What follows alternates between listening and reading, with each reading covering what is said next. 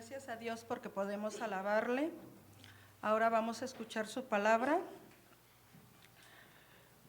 Buscan en sus Biblias, en Juan 12,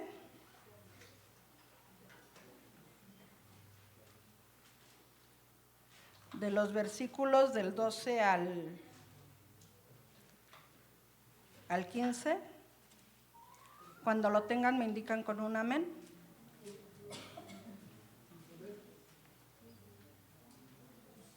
Juan 12, versículos del 12 al 15.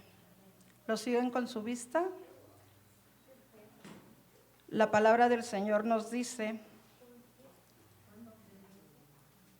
el siguiente día, grandes multitudes que habían venido a la fiesta, al oír que Jesús venía a Jerusalén, tomaron ramas de palmas y salieron a recibirle y clamaban: Hosana, bendito el que viene en el nombre del Señor, el Rey de Israel. Y halló Jesús un asnillo y montó sobre él, como está escrito: no temas, hija de Sión, he aquí tu rey viene, montado sobre un pollino de asna. Oremos, hermanos, por la palabra. Gracias, mi Dios, por tu bendita palabra, porque podemos escuchar en este día tu voz. Que sea tu Santo Espíritu dirigiendo a nuestro hermano Alejandro, el cual tú vas a utilizar en este momento para transmitirnos tu mensaje. Y que sea tu Santo Espíritu quitando de nosotros toda distracción que pudiéramos tener y nos ayudes a poner atención a tu palabra, que es alimento necesario para nuestra alma y guía nuestro caminar. Que no seamos solamente oidores, sino hacedores de ella, que la tengamos presente en todo momento de nuestra vida, para honra y gloria de tu bendito nombre. Te damos gracias en el nombre de tu Hijo amado y Salvador nuestro, Cristo Jesús. Amén. Dejo este lugar a nuestro hermano Alejandro, que nos trae la palabra.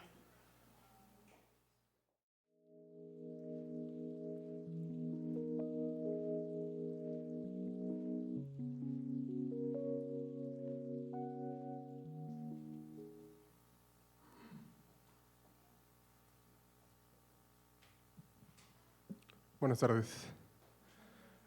Este domingo iniciamos con lo que a lo largo de muchos años hemos recordado como la Semana Santa, y es algo que de alguna forma es una tradición cristiana.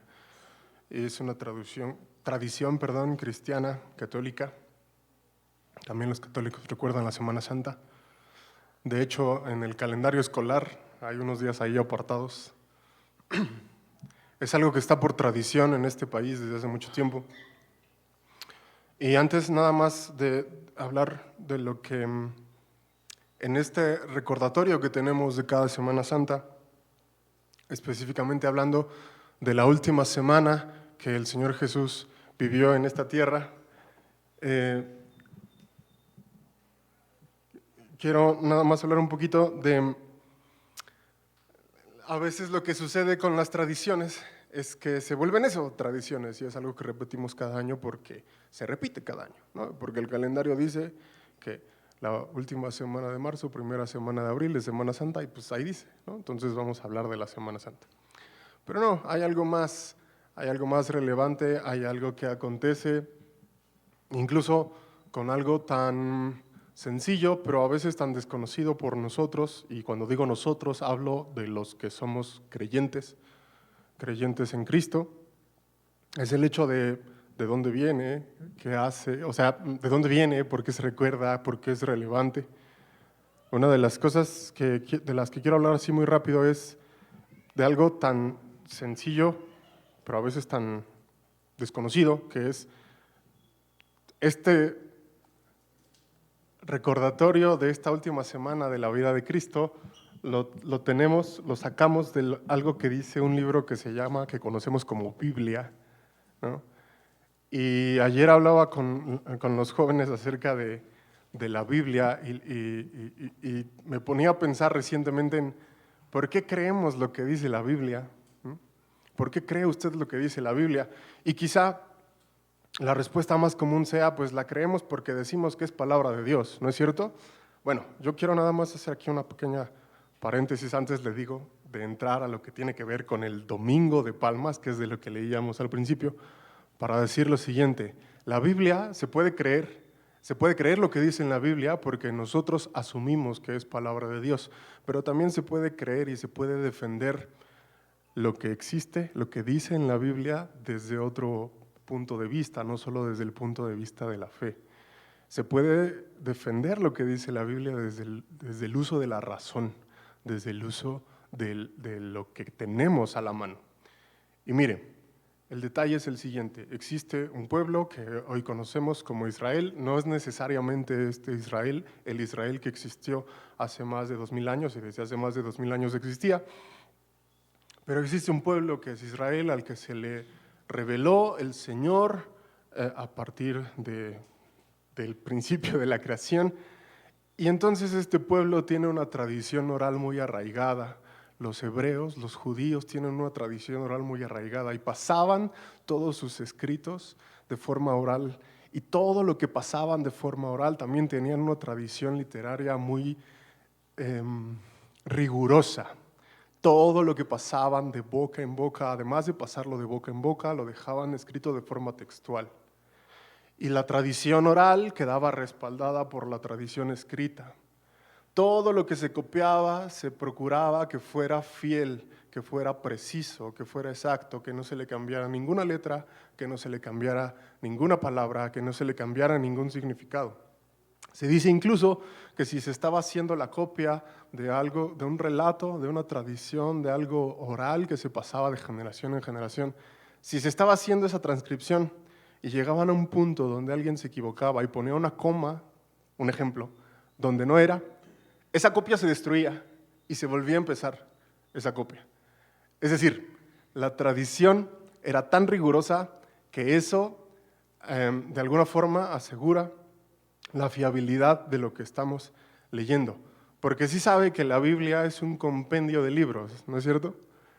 La Biblia es un compendio de libros, no es un libro único. Al menos la Biblia que nosotros manejamos es un compendio de 66 libros que fue escrito a lo largo de muchos, muchos años, que fue escrito por gente de todo tipo de clase, de nivel económico, de nivel social.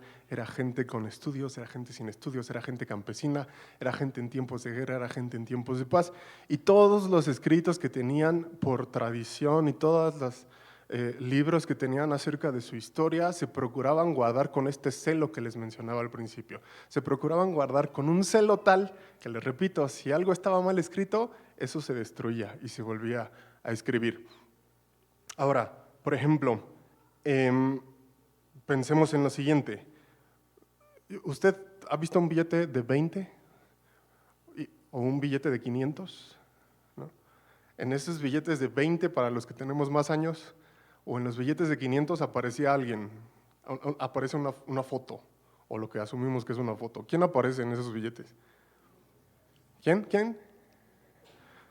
El presidente. ¿Qué presidente? Benito Juárez. ¿Por qué se sabe usted su nombre? ¿Lo conoció? ¿No? ¿Y entonces por qué sabe que es Benito Juárez? La historia de México. ¿Cuánto tiempo tiene México? No tiene muchos años. No tiene muchos años, tiene unos cientos de años. Y aparece Benito Juárez. ¿Quién de nosotros lo conoció? Nadie. Bueno, creo que nadie. Pero asumimos que existió. ¿Por qué asumimos que existió? ¿Y por qué todos damos por hecho que existió?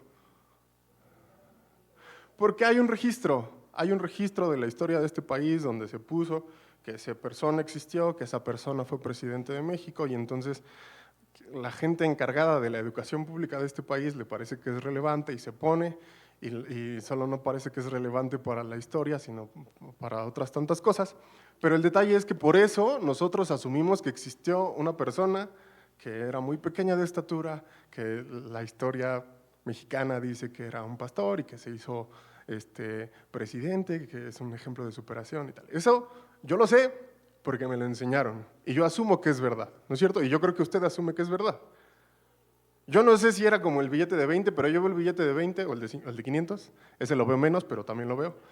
Y cuando veo el billete de 500 digo, ese es Benito Juárez, ¿no? El billete de 200, ¿a quién veo en el billete de 200? Ese lo vemos más seguido, creo, pero también se va seguido. Aparece Sor Juana y aparece y dice que es una mujer que participó en lo que tiene que ver con la independencia de México y es una mujer reconocida por ser poeta y es una mujer reconocida por otras cosas. ¿Quién conoció a Sor Juana, hermanos? ¿Nadie? ¿Alguno de ustedes la saludó? ¿Le pidió una foto? ¿Alguno de ustedes le leyó un poema? ¿No? Y entonces, ¿por qué sabe usted que es Sor Juana? Porque hay un registro histórico. Y no sabemos quién empezó con ese registro histórico. ¿O usted sí sabe? No sabemos quién empezó con ese registro histórico, pero hay un registro histórico. Y no sabemos quién tomó las fotos o quién hizo los retratos ahí al óleo. No sabemos quién lo hizo, pero los dejó y nosotros nos lo muestran y decimos, esta es Sor Juana, ¿no? Y nos muestran el de 20 y decimos, y este es Benito Juárez. Igual y no estamos seguros de que fuera así, pero todos decimos que es ese, ¿no es cierto? Creemos. Mire, eso pasa con todos los países y con todas las historias que usted pueda conocer y que ustedes y yo podamos conocer. Así se transmite la historia. Así se transmitió la historia del pueblo de Israel.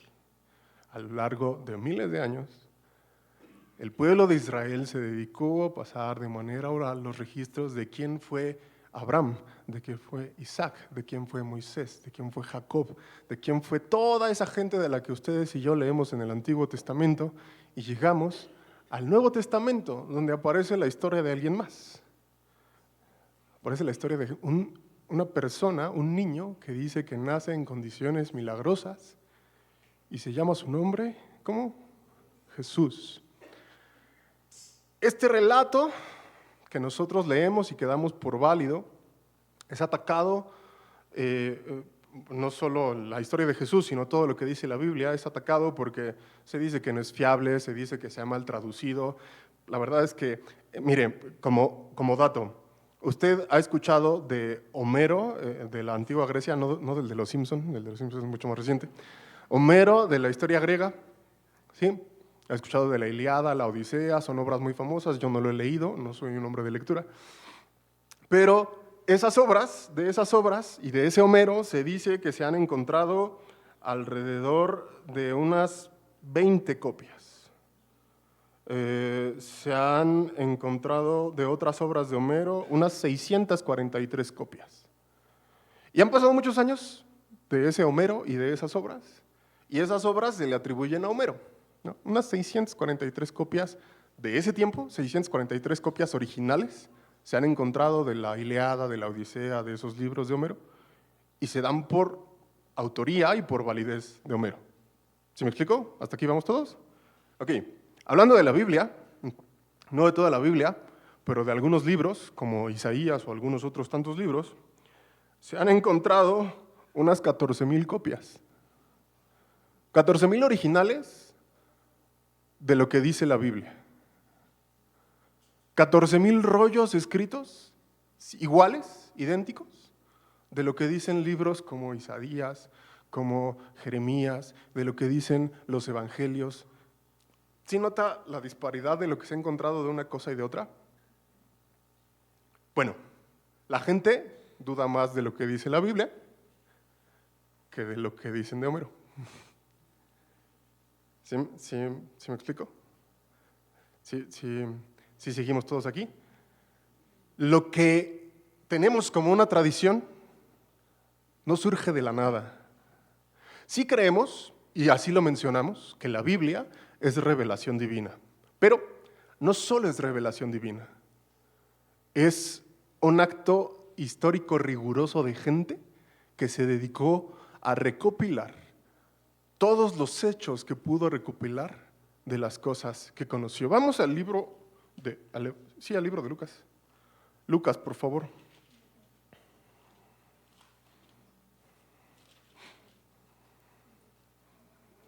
Lucas 1.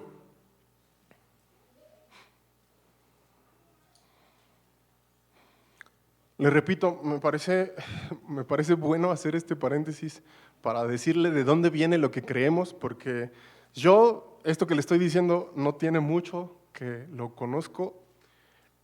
Y mire, yo llevo toda mi vida en la iglesia, no tiene mucho que lo conozco, pero me parece necesario incluso que nosotros lo conozcamos para saber que lo que creemos no se defiende únicamente desde el que digamos que es palabra de Dios.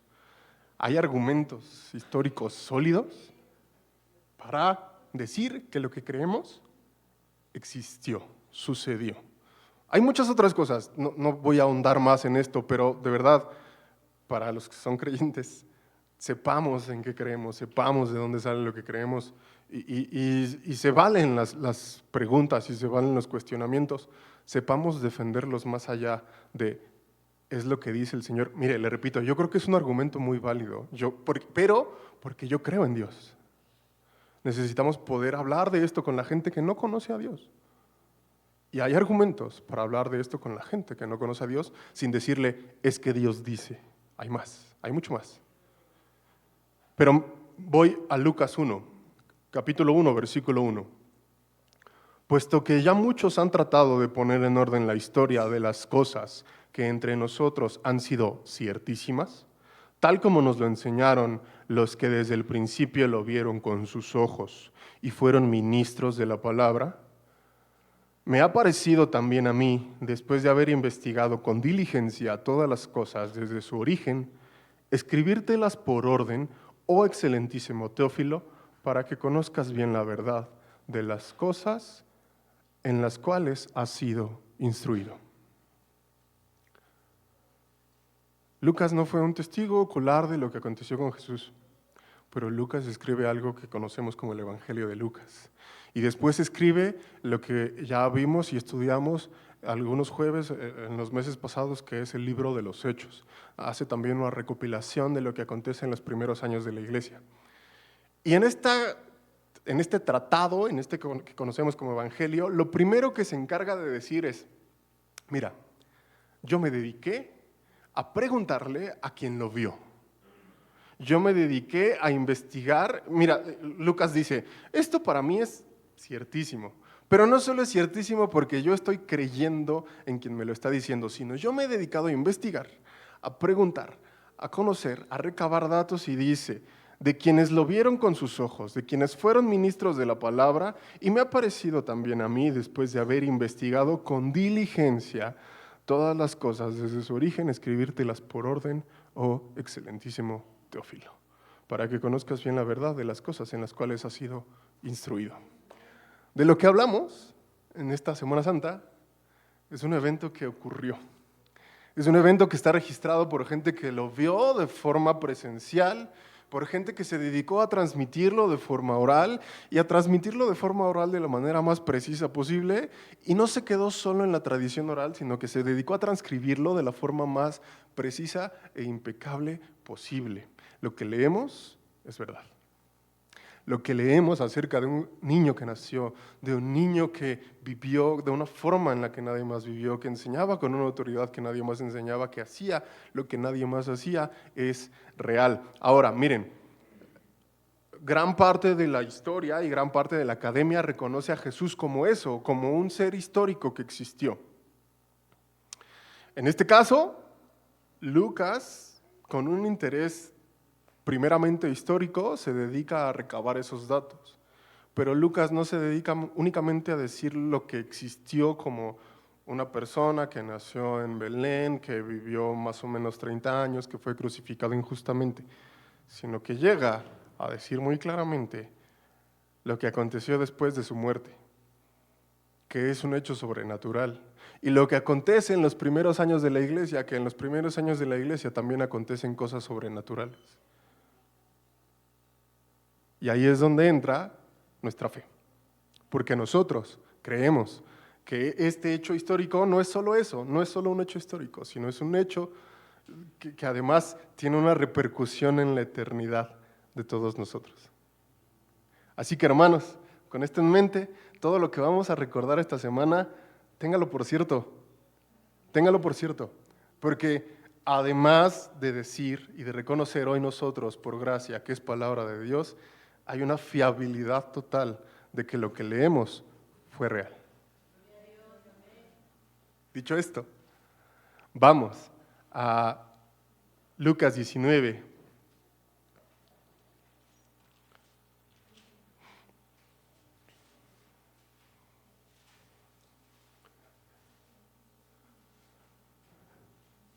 Lucas 19,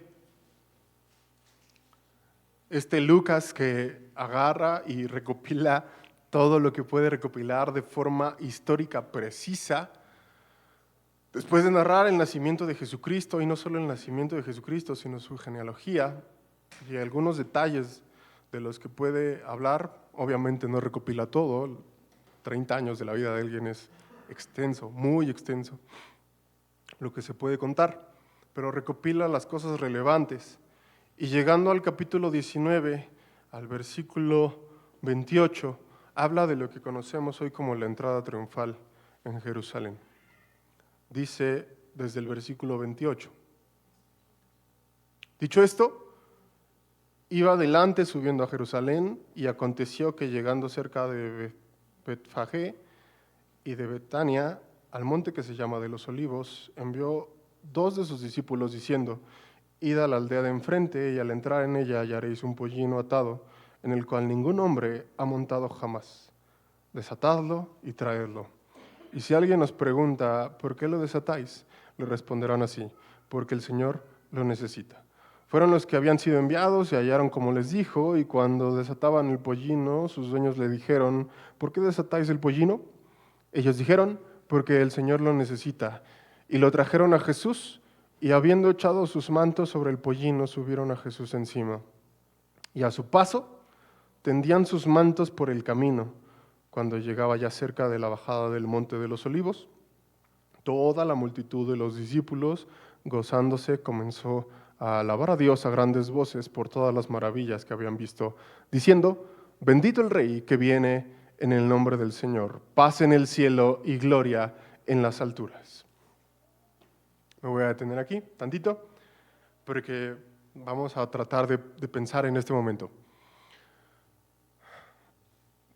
No voy a hablar de lo que espero que ustedes y yo conozcamos que aconteció antes de este momento, que es el hecho de que Jesús tuvo un ministerio de 3 años, y en ese ministerio Jesús tuvo enseñanzas que están registradas, en las que habló por parábolas, en las que tuvo discusiones con autoridades de la ley, con autoridades de la iglesia judía, tuvo discusiones con esas personas, y aparte esas discusiones muchas veces fueron generadas por el bien que Jesús hizo a los que la iglesia no quería. Jesús hizo bien a los que la iglesia consideraba inmundos. Jesús hizo bien a los que la iglesia consideraba pecadores, incapaces de acercarse a su Dios. Jesús hizo eso. Y eso estaba provocando que las autoridades judías, en ese momento que las autoridades judías eran autoridades que mezclaban la política con la religión, tenían deseo de matarle por varias cosas. Una de las cosas por las que tienen deseo de matarlo es porque les parece, bueno, de hecho sí sucede, que él se está autoproclamando Dios, y nadie podía proclamarse Dios. Ninguna persona, cualquier persona que se proclamara Dios parecía estar loca. Y entonces, eso era una de las cosas que les pasaba. Luego, como les acabo de comentar, las autoridades judías en ese momento mezclaban política con religión. En ese momento, el pueblo de Israel no era un pueblo independiente, era un pueblo que estaba gobernado por Roma. No podía hacer lo que quería si no era aprobado por Roma, lo cual trae problemas, porque si alguien quiere servir a 2 amos, ¿qué sucede? Con uno va a quedar mal. Al pueblo judío se le permitía tener sus propios gobernantes y sus propias costumbres, mientras esa región no le causara problemas a Roma. Mientras a Roma le dieran los impuestos, mientras a Roma le pagaran el tributo que les cobraba, Roma decía, haz lo que quieras con tus ritos, haz lo que quieras con tus cosas, a mí no me molestes. Pero llega Jesús y la gente lo empieza a seguir. La gente, los judíos, tenían una tradición oral muy fuerte. Los judíos sabían que había una profecía de alguien que iba a venir a liberar a su pueblo. Mire, le repito, los judíos estaban cautivos por Roma, gobernados por Roma. En ese momento, los gobiernos no se imponían de forma diplomática. ¿Cómo se imponían los gobiernos en ese momento? ¿Recuerda? ¿Sabe? Los gobiernos se imponían con abrazos. No se imponían con abrazos. Sitiaban a la gente, mataban a la gente, torturaban a la gente y la cosa era, ¿te alineas con nosotros o te mueres? Así de sencillo. No hay punto medio. No hay diplomacia, no hay vamos a firmar acuerdos. No, es yo soy más fuerte que tú, te voy a dominar. Bueno, esta era la condición del pueblo judío. El pueblo judío sabía que era elegido por Dios y había recibido promesas de parte de Dios de ser un pueblo próspero. En este momento, en el momento de Jesús, el pueblo judío no estaba siendo precisamente un pueblo próspero, estaba siendo un pueblo cautivo, estaba siendo un pueblo oprimido. Y no solo estaba siendo oprimido por Roma, sino que las autoridades judías abusaban de su propio pueblo. Las autoridades judías abusaban de sus propios hermanos. ¿Cómo creen que se sentía la gente en ese momento? Enojada, triste, desesperada, anhelando que lo que ellos habían escuchado por muchos, muchos años, que Dios iba a hacer con ellos, que era una liberación, y no solo una liberación, sino un rey que iba a venir a rescatarlos, y un rey que iba a venir a hacer que Israel fuera de nuevo, y no solo Israel, sino Jerusalén fuera una ciudad gobernante, una ciudad dominadora. Eso era lo que ellos estaban esperando. Eso era lo que ellos anhelaban. Los encargados de velar por eso estaban teniendo este problema. Me aferro yo a lo que he predicado por años, pero si me aferro yo a lo que he predicado por años, voy a estar en contra del gobierno. Si estoy en contra del gobierno, voy a perder lo que a mí me gusta. A mí me gusta, pues, ¿quién no preferiría tener riquezas en lugar de lo que tiene ahorita? Y mire, yo creo que no somos precisamente pobres, pero pues siempre nos gustaría tener más, ¿no? Bueno, así estaba el pueblo de Israel. Las autoridades estaban más interesadas en mantener su libertad que tenían en ese momento y la posición de riqueza que tenían en ese momento que en hacer cualquier otra cosa. En ese contexto aparece Jesús. Aparece Jesús que se pelea con esas autoridades, que les hace ver que lo que están haciendo no es correcto, que les hace ver que lo que están haciendo no corresponde con cumplir la ley, porque la ley, según lo que dice Jesús, tiene que ver con ver al desvalido, con ver al necesitado, con ver al rechazado, porque Jesús es con quien se junta. Jesús se junta con pecadores, Jesús se junta con enfermos, Jesús se junta con cobradores de impuestos. De hecho, en el Evangelio de Lucas, si usted lee un capítulo antes, está hablando con Zaqueo, que es un recaudador de impuestos. Los recaudadores de impuestos también eran odiados, porque estaban mezclando esta cosa de religión y de política. No se puede. Pero bueno, no es el punto. El punto es, este es el contexto. En este contexto, Jesús hace lo que dice aquí en el capítulo 19 que leíamos al final. Jesús sabe que su tiempo está cerca y para seguir cumpliendo con las profecías que estaban escritas antes, manda a un par de sus discípulos a tomar un pollino. El pueblo judío, no solo los escribas, todo el pueblo judío conocía estas tradiciones, conocía todas estas profecías, cantaban, tenían fiestas, seguían celebrando todas sus fiestas y en sus fiestas repetían lo que decía la ley. Repetían todo lo que decía, bueno, no todo, pero repetían cosas del Antiguo Testamento y de lo que repetían tenía que ver con el regreso, con la llegada de un rey, con la llegada de un libertador. En este contexto, donde los reinos se imponen con la violencia, ¿cómo imaginan que esperaba el pueblo de Israel la llegada de Jesús? Con violencia. De la misma forma, porque así se establecía. Los reinos se establecían con violencia, los reinos se establecían con humillación, los reinos se establecían con poder. Jesús aparece para pelearse con las autoridades judías, no por gusto, sino porque les estaba confrontando con sus errores. En eso es cuando se pelea. Y entonces cuando aparece esto, aparece montado en un pollino. Esto de que iba a aparecer alguien montado en un pollino era algo que ellos habían escuchado. Y está en nuestra Biblia, está en el libro de Zacarías. No vamos a ir, pero puede consultarlo. Está en el libro de Zacarías. Dice literalmente que su Salvador iba a llegar montado en un pollino. Un rey en ese entonces, un rey que conquistaba, no llegaba montado en un pollino. ¿En qué llegaban montados los reyes? ¿En qué imagina? En caballos. Es mucho más poderoso un caballo que un burrito. Un burrito no parece poderoso, un burrito no parece. Si bien es cierto que lo que está haciendo Jesús está confrontando la realidad de los judíos, también está haciendo las cosas al revés de lo que cualquiera lo haría.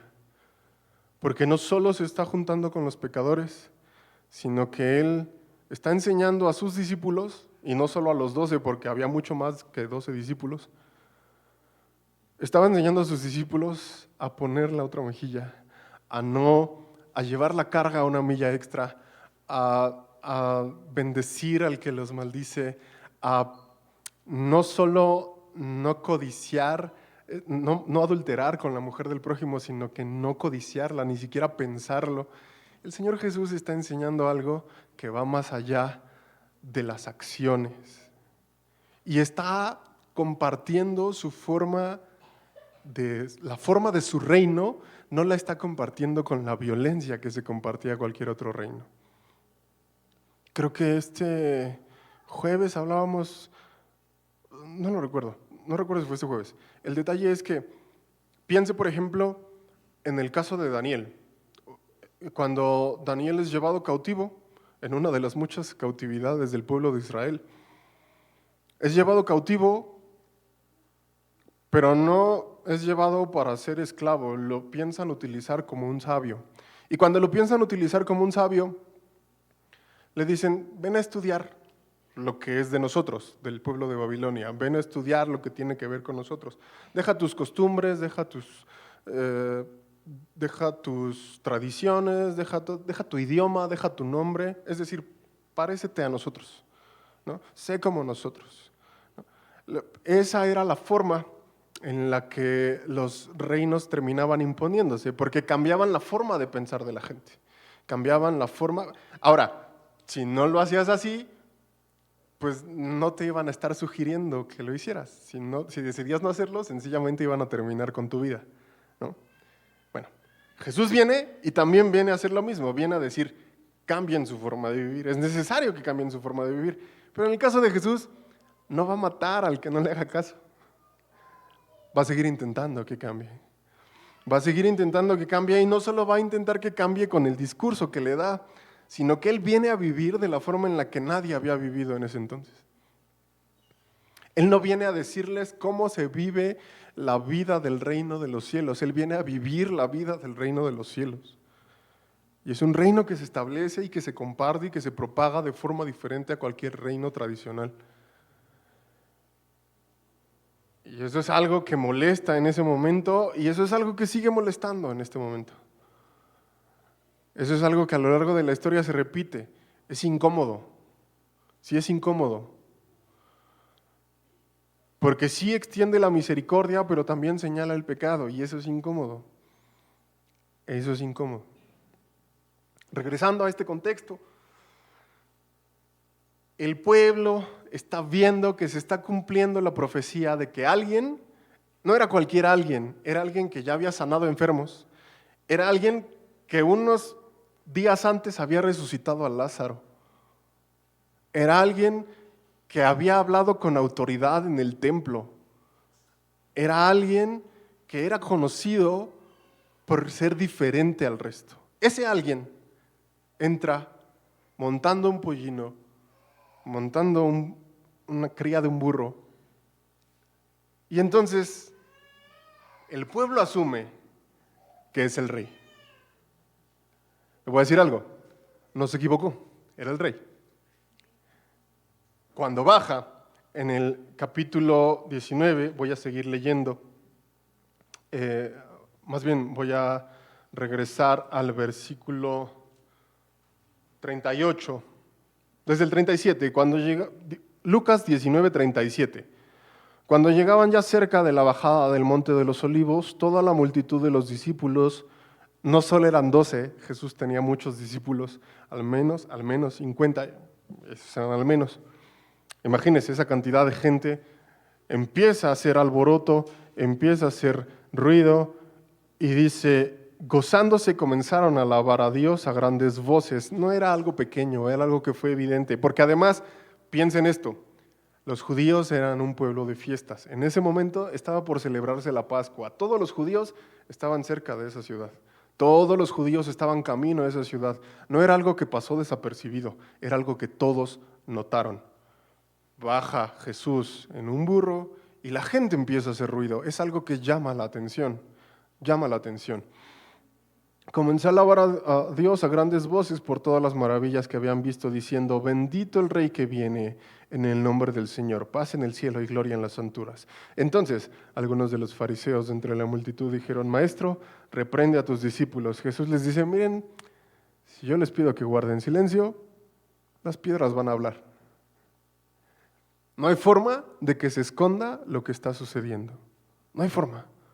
No hay forma de que se esconda lo que está sucediendo. Cuando llegó cerca de la ciudad, al verla, lloró sobre ella, diciendo, si también tú conocieseis, a lo menos este tu día, lo que es para tu paz.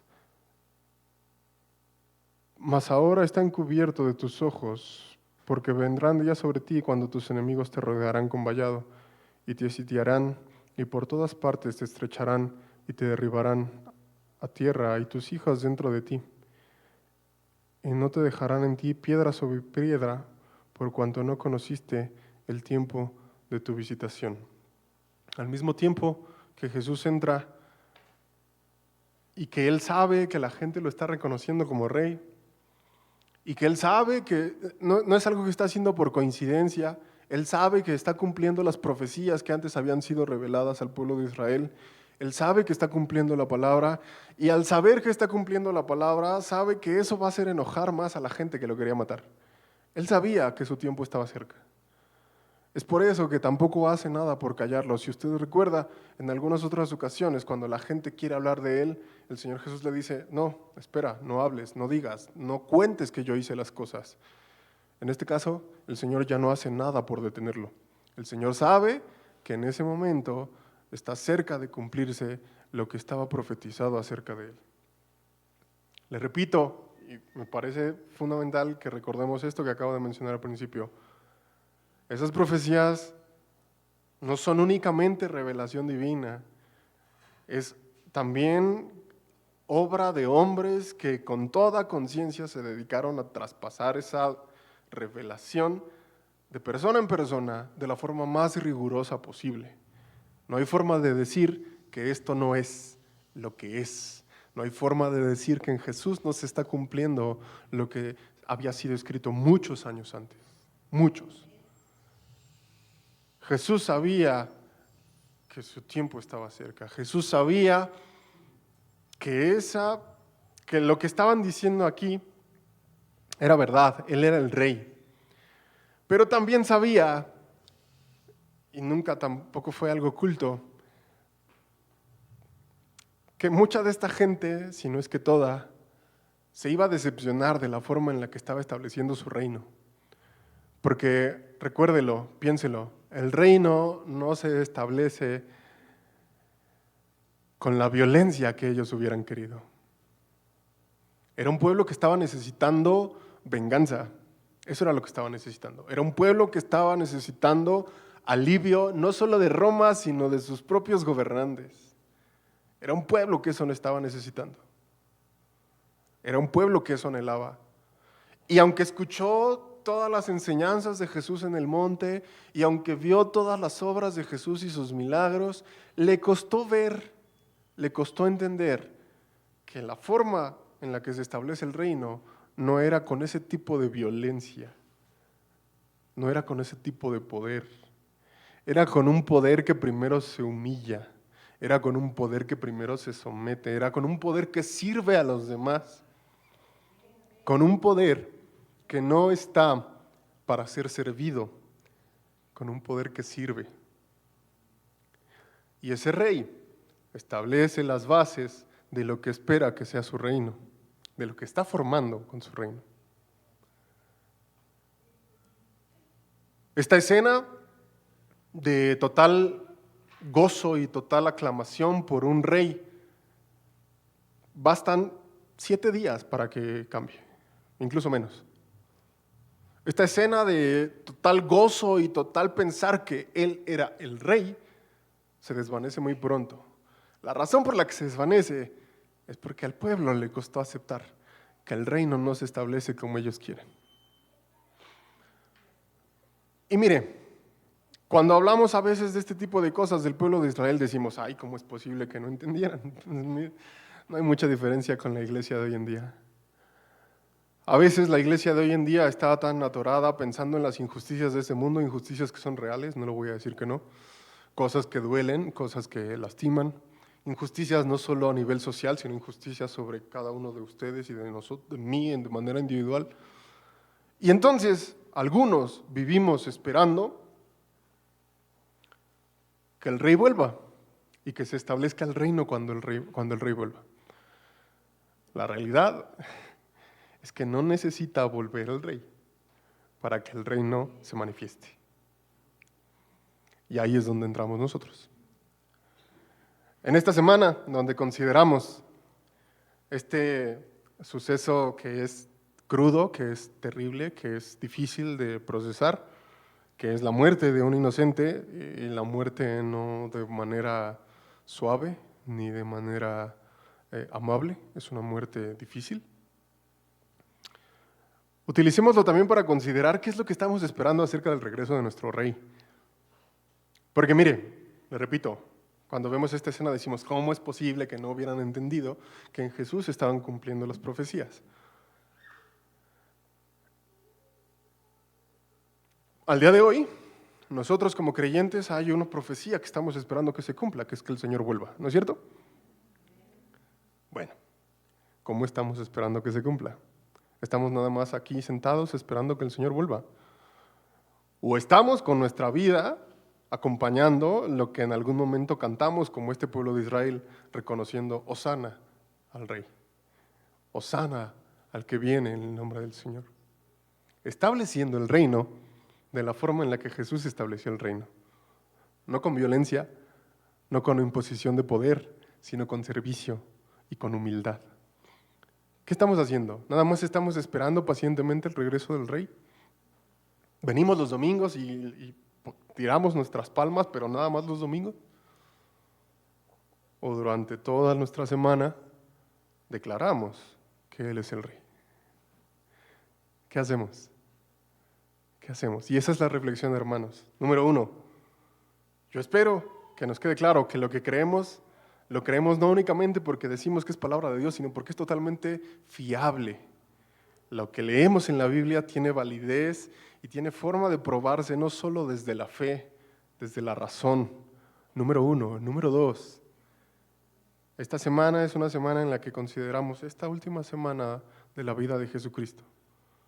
¿Qué representa para usted? ¿Qué representa para mí? ¿Cómo juzgamos al pueblo judío y cómo eso puede juzgarnos a nosotros mismos? Y de hecho nos juzga a nosotros mismos. ¿Cómo pensamos que el pueblo judío debería reaccionar y cómo reaccionamos nosotros ante la imposición del reino? ¿Estamos únicamente esperando que el Señor vuelva o estamos estableciendo el reino del que Jesús habló mientras estuvo en la tierra? ¿Qué hacemos? ¿Qué hacemos? Incline su rostro, hermano. Incline su rostro. Es un buen momento para considerar precisamente en dónde estamos, en dónde está nuestra fe y en dónde está mi caminar. y decir, Señor, esta semana que recordamos tu vida en esta tierra, tus últimos días en esta tierra, queremos exaltarte como Rey, pero no solamente este primer día, sino el resto de nuestra vida. Incline su rostro.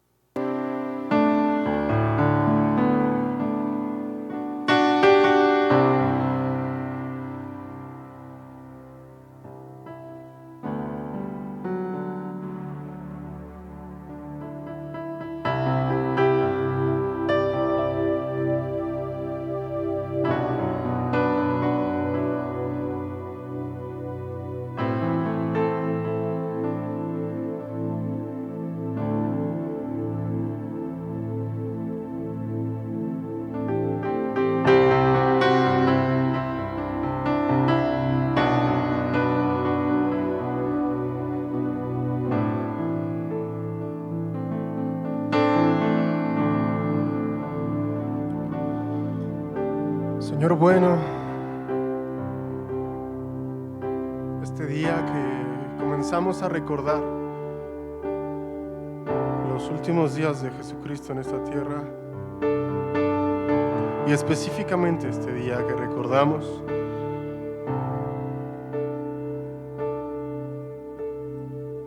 el ingreso de Jesús en Jerusalén, yo te ruego que nos lleves a nosotros, los que hoy formamos parte de tu reino por gracia, los que hoy formamos parte de tu reino por tu misericordia, que nos lleves a tener bien presente, Señor, que como parte de este reino también esperamos de nuevo tu llegada. Pero entre tanto que es tu llegada, Señor, hay algo que nos has encargado.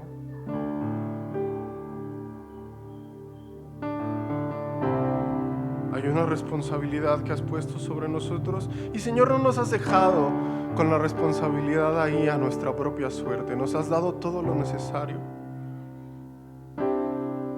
Nos has dado el Espíritu Santo, Señor, el cual nos contrista, nos dirige, nos alienta y nos enseña que tu reino se establece, Señor, a través de tu vida reflejada en la nuestra. A través de tu servicio, a través de tu amor, reflejado a través de tu reino, de tu iglesia, de los que son, los que aclamamos tu entrada como Rey. Señor, que como este pueblo de Israel en ese día podamos aclamarte, sí, como Rey, pero que podamos mantener ese clamor y ese reconocimiento a lo largo de toda nuestra vida. Nuestra vida declare tu señorío, tu majestad, tu poder, y que somos parte hoy de un reino eterno por gracia, un reino que sigue buscando al que necesita. Señor, ayúdanos. Que tu reino sea establecido por tu iglesia.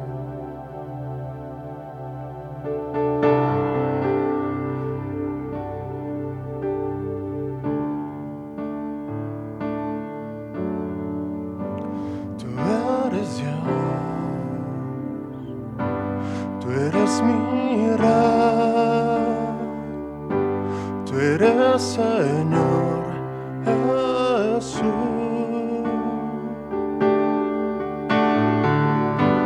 y con mi voz declararé que tú eres Rey, eres Señor.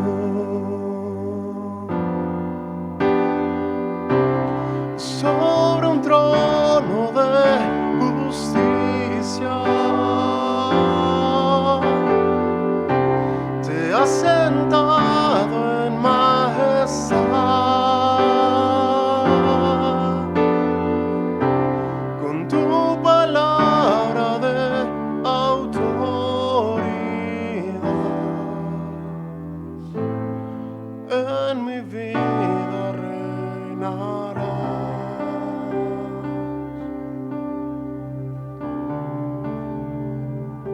¿Qué le parece? ¿Qué le parece? Si tomamos de nuevo la decisión de seguir reflejando con nuestra vida que el Señor es Rey y seguimos estableciendo el reino entre tanto que Él regresa, mostrando la vida de Jesús a través de nuestra vida.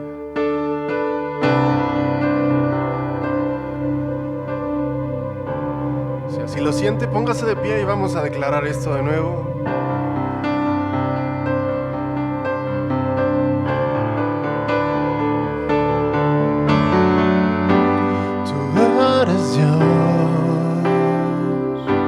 Tú eres mi Rey, tú eres Señor Jesús, y con mi voz declararé que tú eres Rey, eres sobre un trono de justicia. Te has sentado en majestad, con tu palabra de autoridad. En mi vida reinarás sobre un trono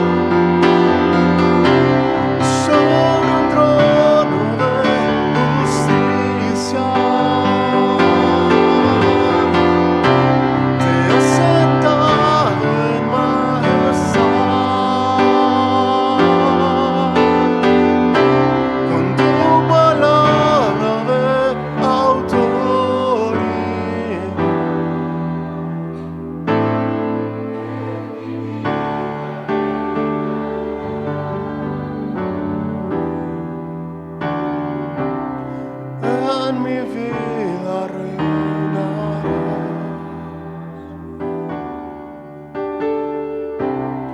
En mi vida reinarás.